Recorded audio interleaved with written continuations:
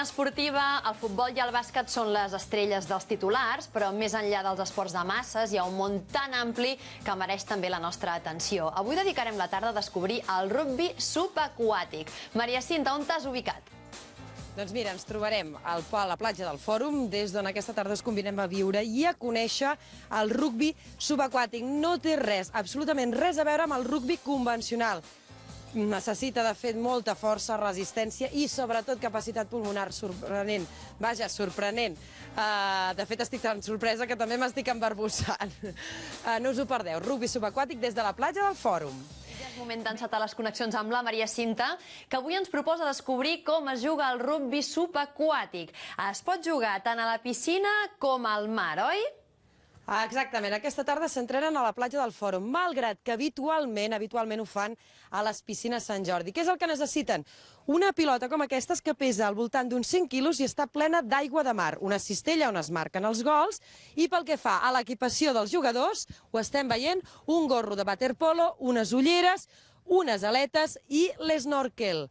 Voleu saber què acabarà sent aquesta tarda el rugbi subaquàtic? Doncs en uns minutets, al Connexió Barcelona. Molt bé, doncs ens quedem amb aquest look i de seguida aprofundim en aquesta sorprenent disciplina esportiva.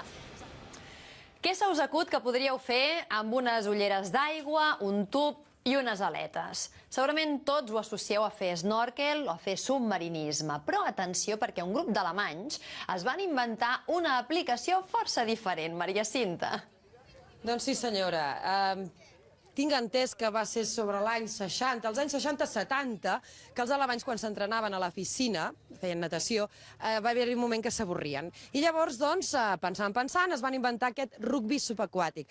Per què rugbi subaquàtic? Doncs bé, té molt a veure amb el contacte, perquè si ho comparem, per exemple, amb el waterpolo, que estem ja molt acostumats, és un esport que ja coneixem molt, amb el waterpolo llences la pilota. Doncs aquí no, aquí hi ha molt contacte físic, cosa que també ens agrada. Aleshores, això, doncs mirant, aquest esport es va anar extenent, però sobretot als països nòrdics. A Escandinàvia, de fet, són els reis, Finlàndia, Suècia, Noruega.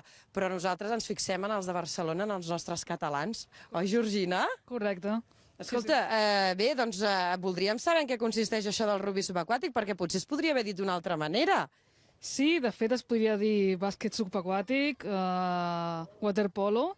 De fet, el que té de rugbi és el contacte. Tenim un fort contacte entre nosaltres, perquè qui té la pilota pot treure-li la pilota a qualsevol, i és això, la part que té de rugbi. Però per l'altre és com una mescla de moltes disciplines, però sota l'aigua. Mira, posa't una miqueta més cap aquí, de manera que així tindrem els nostres companys aquí darrere que estan entrenant-se. I aquí, al costat, tenim preparada, perquè us volem tornar a repetir, què és el que hi ha al fons del mar. Al fons del mar, en aquest cas, perquè normalment són piscines. Tindríem la pilota, que pesa, són 5 quilos, i està plena d'aigua de mar. Per què? Doncs perquè, si no, suraria i tindríem un problema. I aquí tindríem la cistella. Jo me l'imaginava més gran. Sí, bueno, és la mesura justa perquè el porter pugui defendre. I, bueno, entre la pilota, que de fet és com una cistella de bàsquet, més o menys. Sí, això t'anava a dir, em recorda molt. Bé, doncs ara, si ens fixem al mar, tindríem jugadors, en tindríem 1, 2, 3, 4, veiem que pugen i baixen, veieu les aletes, un n'ha perdut una d'aleta. No anem bé, no anem bé. Bé, doncs ara, com que... Explica'm què estem veient ara des d'aquí, des de la superfície. Aviam, ara en teoria són 6 jugadors i hi ha 3 posicions. Cadascú es relleva, és a dir, hi ha 3 amunt, 3 a dalt i 3 sota l'aigua. Llavors, per exemple, el que estem veient és com està respirant 2 persones i a la que baixi, quan vegi alguna posició, doncs ara mateix està baixant i anirà per la pilota i la seva parella tornarà a pujar per respirar. És a dir, és un relleu constant. Perquè ens acabem d'entendre una miqueta. En total, entre els dos equips serien uns 12 jugadors, 6 i 6. 3 estarien a dalt i 3 estarien jugant a baix, perquè, clar, com podeu comprendre, algú ha d'anar a respirar. Oi que sí? Però llavors, escolta una cosa, el que no acabo d'entendre és com es comuniquen, perquè, bé, doncs des d'aquí sí que jo et puc cridar o et puc pitar, però a sota l'aigua no. És un esport molt visual. És a dir, tu tens contacte permanent amb la teva parella de joc i l'has de veure, doncs, si s'està ofegant, si com està, si has fet un esforç molt fort, llavors tindrà menys apnea, i és un esport, sobretot, de mirar-te, ja que no pots parlar, has de mirar. Maria Escolta, ara que Cinta, parles d'apnea, digue'm. que ara parlarem de l'apnea, però ara que estàveu explicant com funcionava, qui pujava i qui baixava, visualment els veiem molt junts. Li volia preguntar a la Georgina quin és el terreny de joc, perquè si s'han de mirar, també s'han de tenir a propet, suposo, no hi ha una delimitació física que veiem ara. Sí, a mi m'agradaria que després prestéssiu molta atenció a les imatges, perquè és sorprenent, realment. Estan tots els uns amb els altres, el que dèiem, molt de contacte. Quin és el camp de joc? Perquè, clar, al final tots acaben junts, clar, darrere de la pilota, com si fos un partit de rugbi, en aquest cas, ara sí que podríem comparar, oi? Tots darrere la pilota. Sí, de fet sí. No hi ha unes posicions, sí que hi ha unes posicions fixes, però a sota el mar no ho sembla. Bueno, sota la piscina. Sota la piscina, Sota la perdona. piscina. Hi ha dues posicions, que és defensa i atac. En la defensa estaran totes les posicions fent defensa, i quan hi hagi atac s'aniran a fer atac. És a dir, clar, jugant a la piscina és més o menys la meitat d'una piscina olímpica, uns 20 metres de camp més o menys, i clar, són aquestes dues posicions, atac-defensa. Mira, ens tornarem a moure una miqueta perquè m'interessaria parlar amb el Carles, que el teníem per aquí darrere. Carles, mira, vine un moment. I jo aquí amb la pilota, què et sembla? Estem fent bíceps i ara tríceps. En fi. Escolta, per què el rugbi i no un altre esport?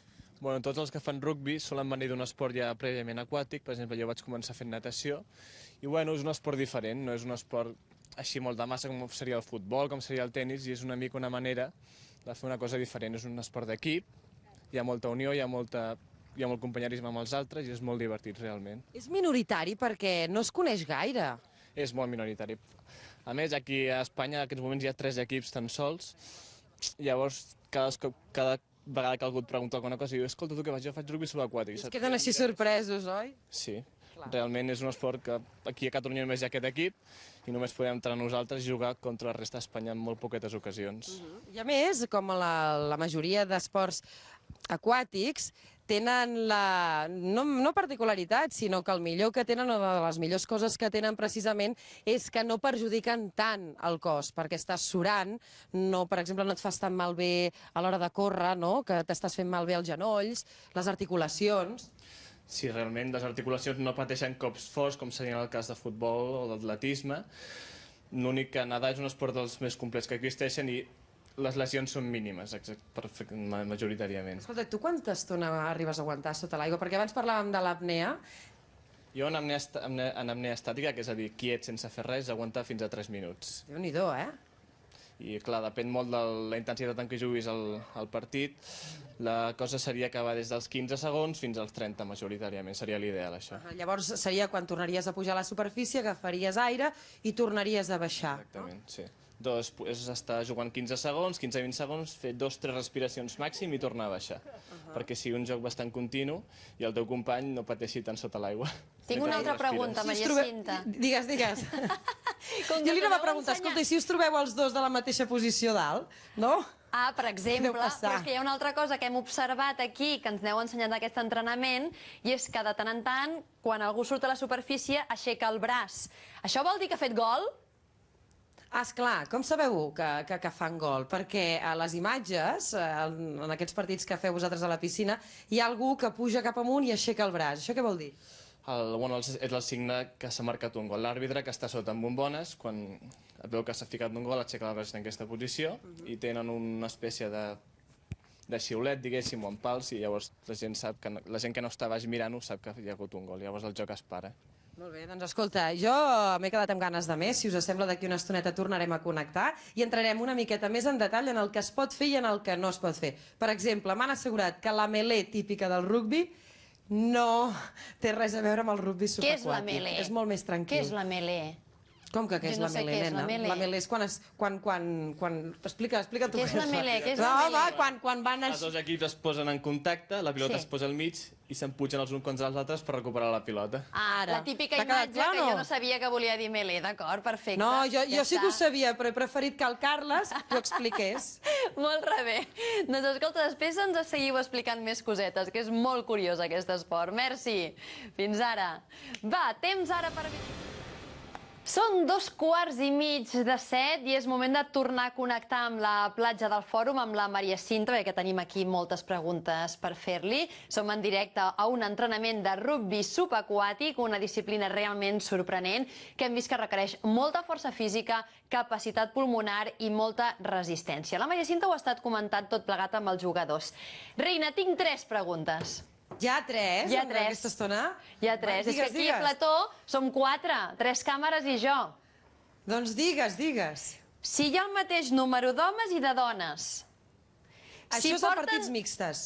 Sí, Perdó? perdona, digues. Val, No, que això és disparo, poden jugar mixtes, també. Val, i juguen el mateix número d'homes i dones, o no? O és igual? Aviam, comencem per la primera Va, pregunta i així vinga. anem... Saps com quan fas una equació? Doncs això, anem despejant la X. Aviam, juguen el mateix... Quan en partits mixtes, Georgina, juguen el mateix nombre d'homes i de dones?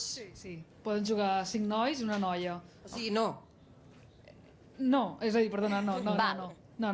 És... Bueno, les noies que vulguin jugar amb els nois, clar, han de ser una mica aventureres, perquè els tios tenen més força. Però, bueno, hi ha noies que s'opreixen amb la tècnica, amb l'agilitat. És a dir, tu pots ser una noia i ser més bona que un noi. Però, Home, i tant, però això no en teníem cap mena de dubte. però els nois poden tenir més força i, bueno, en un joc com aquest, doncs, qui sap, però sí.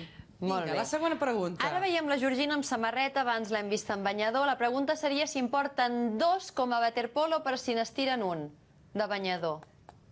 Clar, és que això aniria molt, aquesta pregunta aniria molt relacionada amb el que no es pot fer, és a dir, amb el que està penalitzat. Clar, deia si hi ha, com per exemple el waterpolo, que teniu... Caram, Dos que teniu un banyadors. recanvi. Ara, sí. Sí, sí que tenim això, gent que... Bueno, nosaltres mentre estem a l'aigua podem tenir recanvis a fora. I sobre les coses que no es poden fer, doncs, per exemple, està penalitzat doncs, tocar la màscara, que és aquesta, és a dir, si la tinc posada aquí, doncs si me la toca, me la treuen o el que sigui.